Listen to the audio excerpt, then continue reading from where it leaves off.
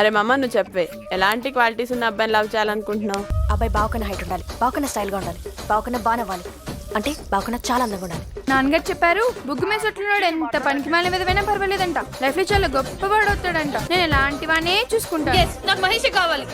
నాకు బైక్ ని బాగా డ్రైవ్ చేసేవాడంటే ఇష్టం, ఎందుకంటే బైక్ ని బాగా కంట్రోల్ చేసేవాడే లైఫ్ ని కూడా బాగా కంట్రోల్ చేస్తాడంట. హెయిర్ ఎక్కువ ఉన్నవాడు కావాలి. నాకు మహేష్ కావాలి.